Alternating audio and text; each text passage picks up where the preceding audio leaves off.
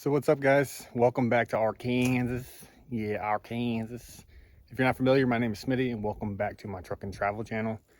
Today we are at Pinnacle Mountain State Park in Arkansas. I love coming out here because it gives me an opportunity to work out. Not everybody likes to work out, especially me. But when you're walking these trails and seeing this beautiful scenery, it's like you don't even think about your working out and losing weight as you're just viewing the beautiful view. But let me go ahead and show you around this beautiful state park. Without further ado, let's get to it.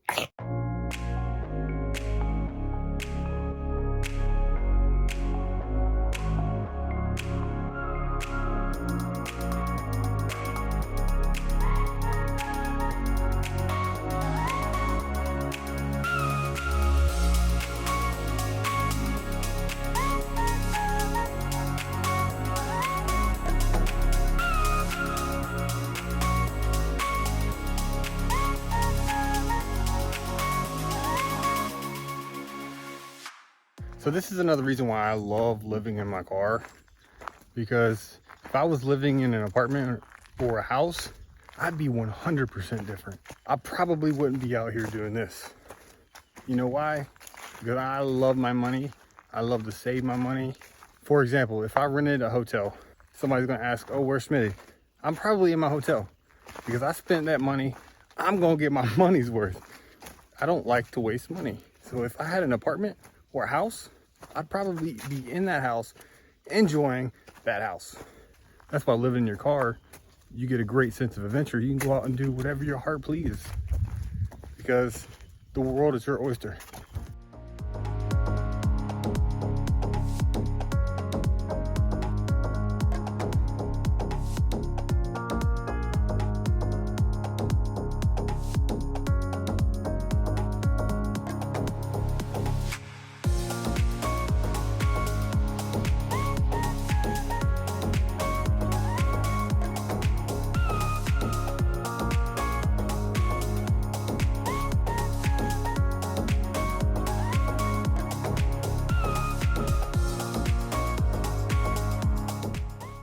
So I took the wrong hike first. You should definitely check out the Dynamite Trail.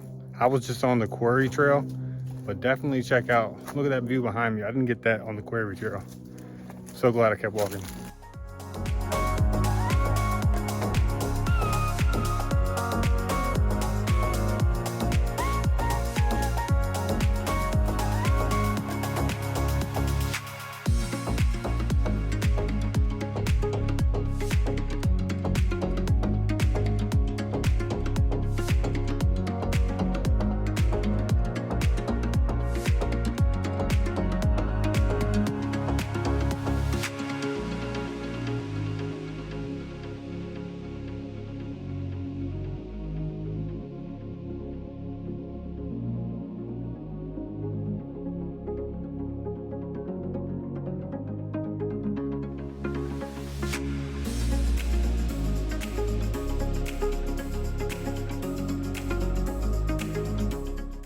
So I finally got done with the trail.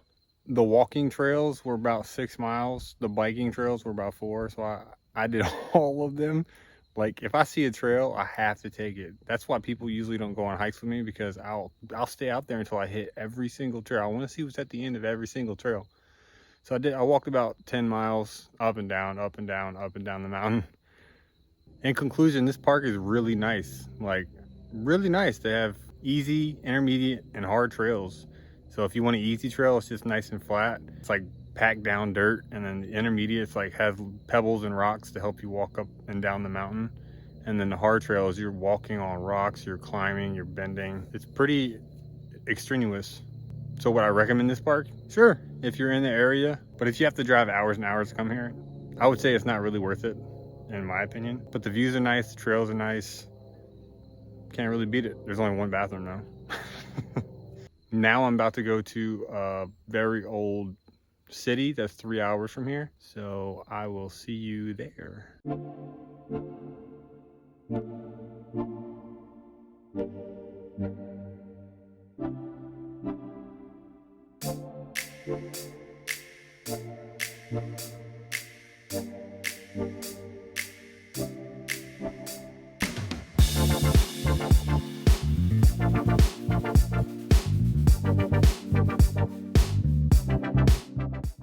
All right, so that town was a little bit further than I thought. So I found a nearby town, found a gym. I'm gonna go hit me a little workout because I just did about 10, 12 miles at that park. So I'm gonna do a little workout, get a shower in, and then find a place to sleep.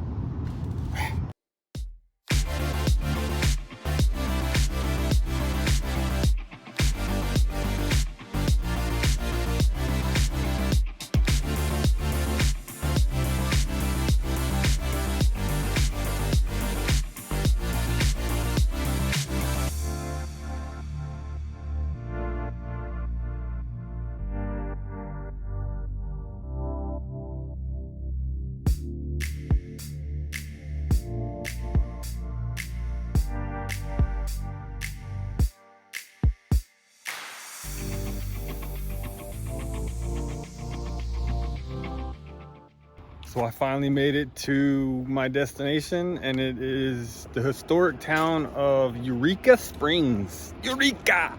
And I apologize in advance. This is the main road into Eureka Springs, and it might get loud.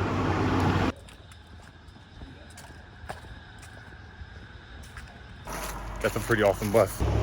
I was actually planning on staying in the historic Eureka Springs, but oh my God, the prices for these hotels are like $350 to $550, and they're just basic old 1970s hotels. It's like, what the world, bro?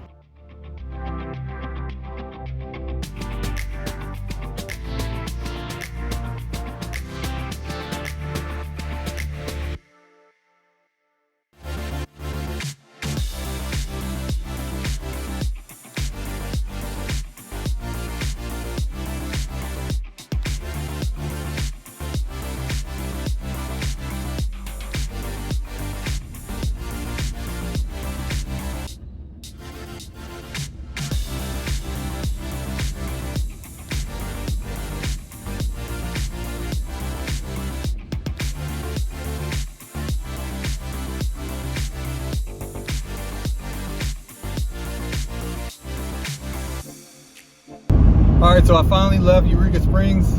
That place is actually pretty cool. There's a hotel there. I don't remember the name of it, and I don't actually know if I filmed it, but that hotel is the most photographed hotel in the world. In the world. Just think about that for a second. That's absolutely crazy. Also, the same thing about that hotel is it burned down 3 times. It's burned down and they rebuilt it. It's burned down and they rebuilt it. That must be an iconic hotel to be rebuilt again. But I wanted to tell you a story about last night, my traumatizing, hilarious story about last night. So after I left the Planet Fitness to get my workout in, I was about 2 hours away from Eureka Springs. That's where I was headed. But it was already dark. It was about 7:30, 8 o'clock.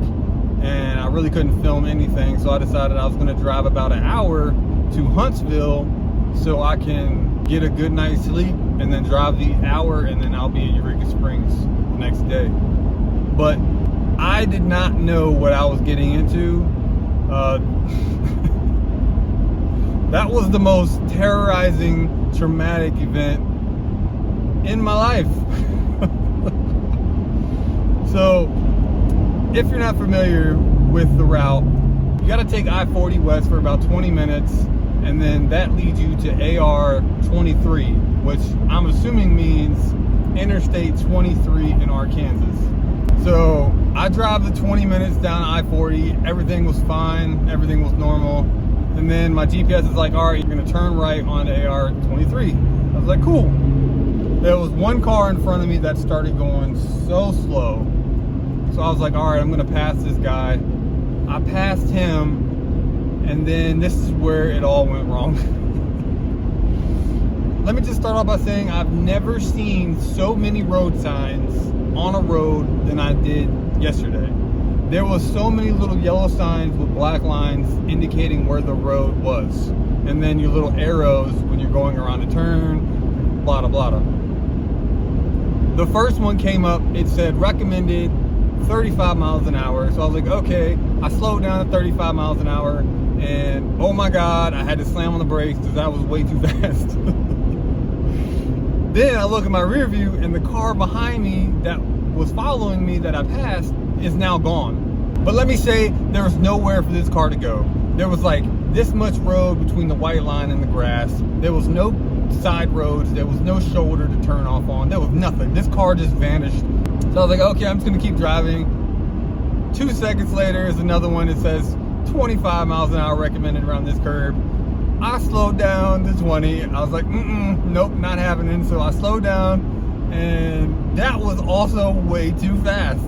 It was basically like a U-turn. It was just U-turn, U-turn, slight turn, massive turn, U-turn, U-turn. It was so scary and traumatizing that my butt was clenched the entire time I was driving. I kid you not, it's probably not even unclenched right now. And then after I went the 20 or 25 miles down or up this mountain, it was a mountain, by the way, I don't know what the name of it was. I'll try and put a picture of the route right here. After I got off that mountain, I got back on the normal roads. I was still in the zone. I was like, nope, I am going really slow around turns. I was fully alert. I was not letting anything happen. My adrenaline was going. I was fully in the zone. The first curb was 50 miles an hour recommended. I was like, nope, I'm doing 20. So I slowed down to about 20 miles an hour, and it was a normal curb. And I was like, huh. And then the next one came up, it was 45 recommended. I was like, I'm still gonna do 20. So after the next 30 minutes, I made it to Hotel Walmart. I was like, man, I was so wired and pumped that I went and walked around Walmart. Hence, this Walmart was so small. It was like one of the smallest Walmarts I've seen in years. It was just a basic Walmart, no supercenter. And for those of you that don't know, Walmart used to just be Walmart. They didn't have a grocery section. They didn't have all this extra stores. It was just Walmart, like Walmart. The Walmart Market is the perfect example. And then they made a supercenter in the very high-class neighborhoods. And then Walmart just started making all of them supercenters. After I did my shopping, it was around 11:30. I jumped in the back to go to sleep. Warning, this may get a little nasty, but I got to sleep relatively quick, and then I started dreaming that I was crapping all over myself. That ultimately woke me up, and I woke up, my stomach was knotted, it was gut-wrenching, it was hurting so bad. I grabbed my baby wipes and I ran out the car. It was a tree line for the woods. There was an abandoned house in the woods. I ran up to the abandoned house, leaned up against it, and then I just let everything go. Mind you, it was no solids. After I felt my life flash before my eyes, I went back to my car, and I was like, all right, I'm gonna try to go back to sleep. I probably went back to sleep and then woke up again around 3, and the same exact thing happened. And when I tell you my system is clean, I think I got rid of everything from high school. My system is 100% spick and span, one of the cleanest bowels you'll ever see. But that pretty much wraps up this video.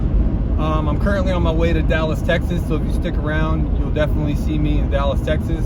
If you like this video, go ahead and give it a thumbs up and consider joining our squad. Squad, squad, squad, squad, squad. And I'll catch you on the next one.